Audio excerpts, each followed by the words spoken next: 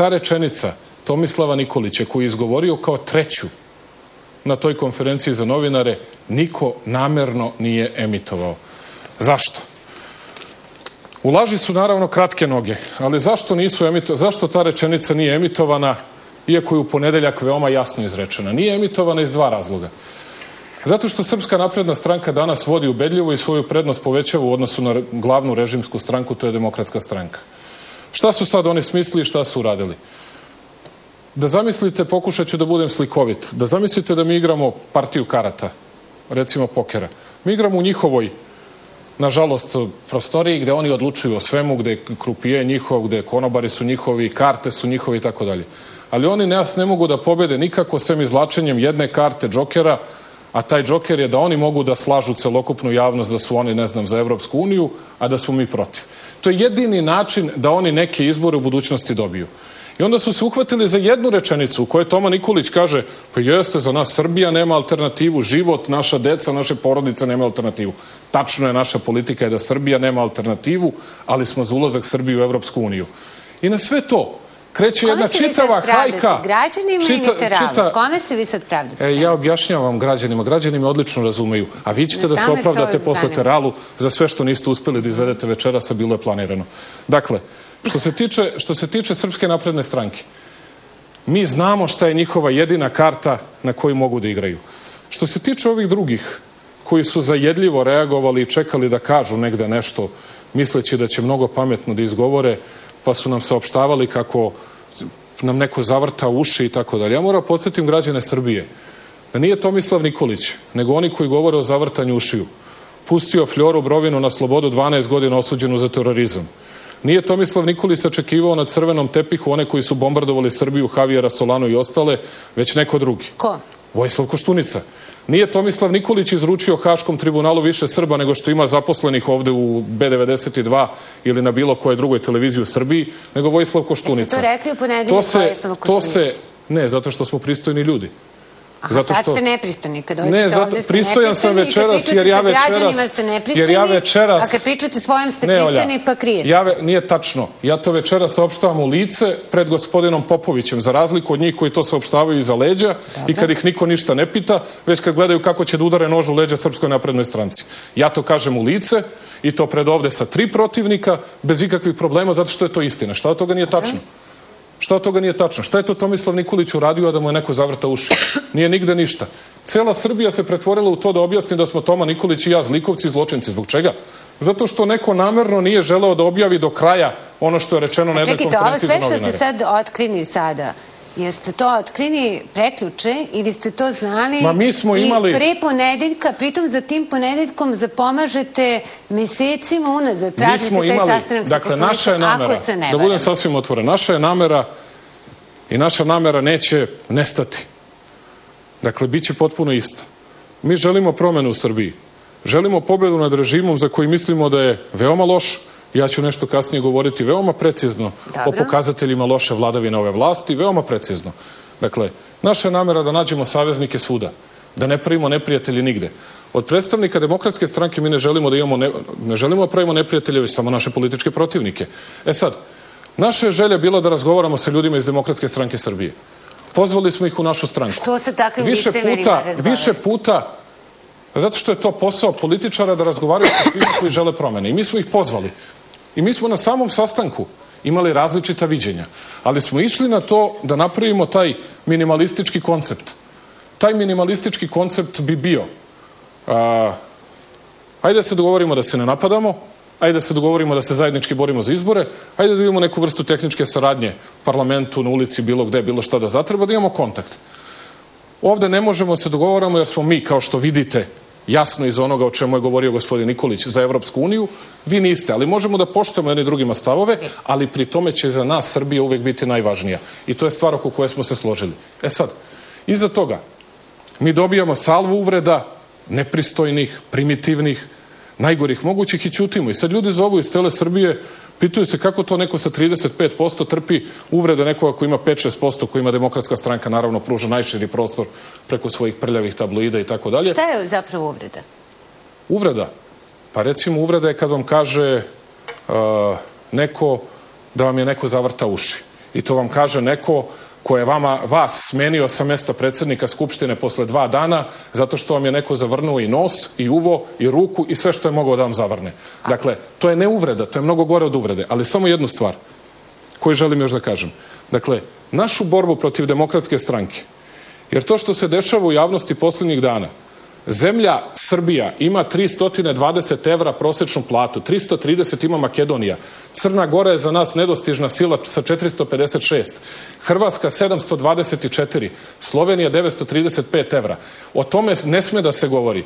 O drugim problemima ozbiljnim ne sme da se govori, nego ajde da govorimo o tome šta su to zabrljali Toma Nikolić i Aca Vučić. Dobro, jesmo, šta god da jesmo zabrljali, ali to ne može da bude najveći problem u zemlji, već ovo mora da bude najveći problem. Znači, evo da budem fina pa da kažem pre 5 minuta, a nije pre 5, nego je bilo malo duže, ste izrazili svoje uverenje i nadu da ćete se vi ponovo sastati i razgovarati. Ovo što čujemo sad ne deluje uopšte kao nekakva platforma za buduće razgovore. Jeste sad iznenađeni ovim stavima?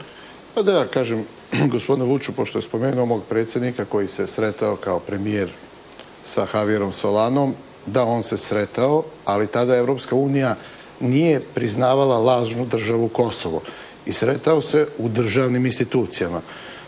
Neka se ne ljuti gospodin Vučić, ali njegov predsjednik se sretao sa gospodinom Westerwelleom u kafani i gde im je Westerwelle rekao da Kosovo nikad više neće biti u Srbiji. Moj predsjednik se nikad ne bi sretao u kafani, ne bi se sretao s nekima koji govore da Kosovo nikad više neće biti srpsko. A Fjodor Brovinu je pustio iz zatvora, ne iz kafane, gospodine Popoviću. A Javier Solana je bombardovao ovu zemlju i ubijao našu decu. Nisam vas prekidao, dozvolite, ja sam vas slušao i dozvolite da ja završim.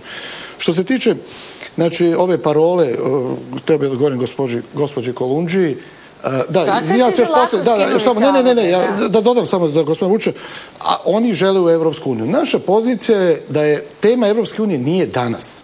I ako oni žele, evo, onda su i, ne vidim neku veliku razliku u toj politici prema Evropskoj uniji između DS-a i SNS. Mi imamo potpuno jasnu poziciju. Evropska unija, to je nešto što će biti kroz 10 ili 20 godina. To je zamazavanje očiju ovom narodu. Narod želi da živi danas. I recimo izborni slogan DS-a je bio i Kosovo i Srbija. Za 2 godine izgubili su pola slogana, izgubili su Kosovo. I Kosovo i Evropa, da, izgubili su pola slogana.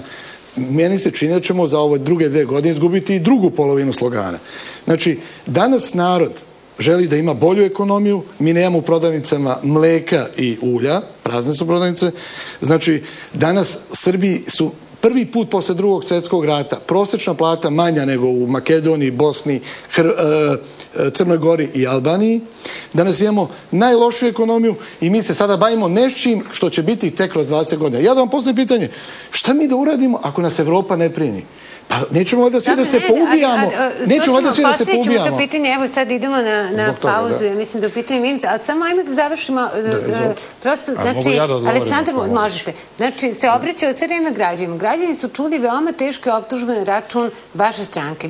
Vi ste se sa toga skinuli u roku od 6,5 sekundi. Nije isti, ja sam... Dakle, ja vas samo upozoravam iz ugla gledalca, znači, vi se slažete sa svim što je rekao? Apsolutno se ne slažem. Vi mi ne date da odgovorim. Ja sam rekao, za što se tiče mog predsjednika i toga, odgovorio sam konkretno. Mi imamo potpuno drugu poziciju. Koliko vidim, optužbe su bili isključivo na što se tiče jedne stvari. Mi što se tiče Evropske unije imamo potpuno jasan stav. Za nas Evropa ima alternativu.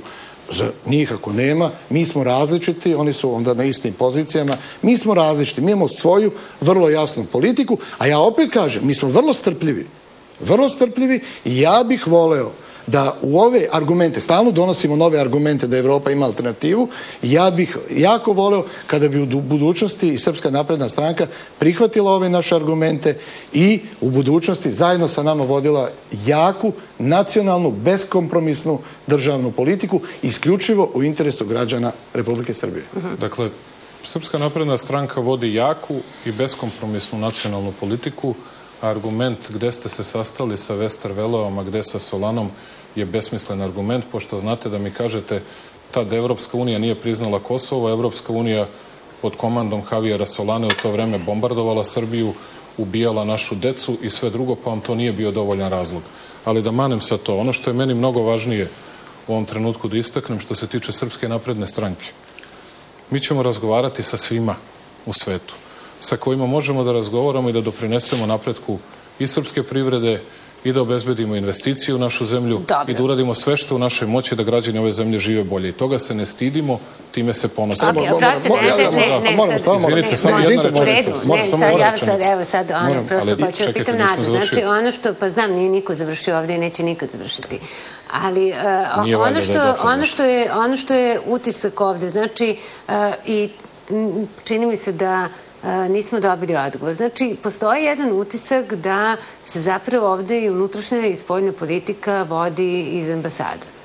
I da se sad ovde ukrštaju ti argumenti ko je sa kim ručao u kafani, a ko je ručao na nekom drugom mestu i ko je kome slao stenograme ili im nije slao, nego je slao na sajt. Pre svega ko je ubijao našu decu. Da li je to inovacija? Da li Demokratska stranka šalje svoje stenograme ambasadama i traži odobrenje za ono što misli? Da li su te ambasade tražile da vi spustite stav prema Srpskoj naprednoj stranci? Naravno da ne, naravno da su to sve zaista besmislice. Demokratska stranka od samog svog osnivanja se zalaže za ciljeve i vrednosti za koje se zalaže i danas i vršeći vlast radi na ostvarivanju tih ciljeva.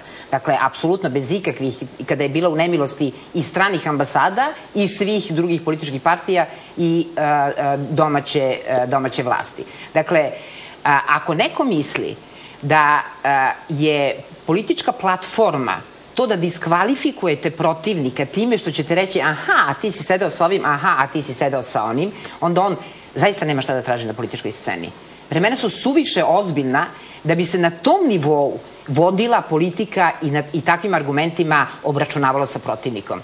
Da, naravno, ako je bio predsjednik države i predsjednik vlade, da je morao da se sreće sa stranim državnicima. Da, naravno. Ja o zemlji u kojoj predsjednik države, to smo iskusili i videli kako izgleda i koliko smo skupo platili, koji neće da se vidi sa stranim državnicima ili predstavnicima međunarodnih institucija. Dakle, taj nema šta da traži u vlasti.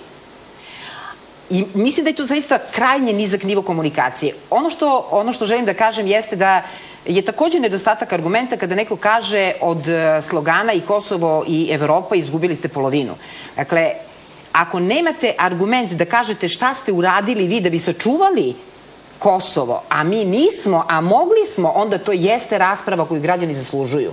A ovakve jeftine političke diskvalifikacije zapravo pokazuju potpunu nemoć i odsustvo svake ideje o tome šta se mora raditi. Ali evo sad mi dobijemo zanimljiv raspored, evo posle pola sata dobijemo zanimljiv raspored da se vas dvoje obračunavate sa Demokratskom strankom Srbije. Ne, ja upravo sada branim Koštunicu jer je kao predsjednik države i kao premijer se sretao sa onima zašto ga optužuje. Ovdje je obračun sa Srpskom naprednom strankom. Kako to? Ovdje je obračun sa besmislicama koje se koriste i zloupotrebljavaju kako bi se dobijeli glasovi. Dakle, nemojte samo da nam govorite o besmislicama zato što tu ima jedna stvar koja je neverovatna. Ni na što ozbiljno nećete da odgovorite.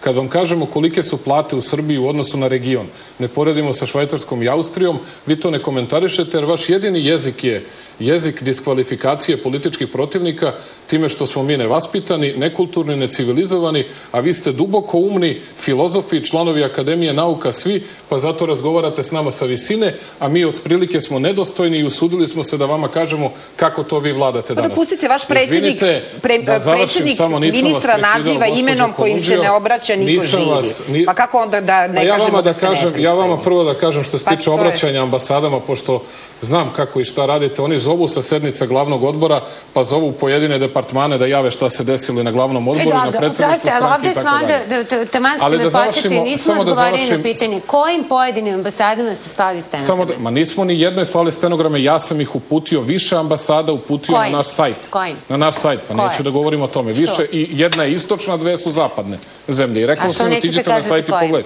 Zato što se to ne radi. Zato što je to privatna komunikacija i neću to da radim. Pa privatna koja je javno objavljena. Javno je objavljena, ali nisu objavljene imena i neću te ljude da dovodim u neugodnu situaciju. Mi smo u toj situaciji, ja sam ću to da objasnim. A tvrdite da se ne zavrću uši? Niko nam nikada nije i neće zavrtati uši. Da vam kažem, ne šaljemo im, nego im kažemo pročitajte, molim vas. Ko vam zavrće uši? Dakle, ja moram da vam ponovim, možda su moje uši klempave, ali nama niko uši. Nisu to davde, znate. Možda jesu. Ali nam niko uši zavrtati neće. Onima kojima zavrću uši, vidi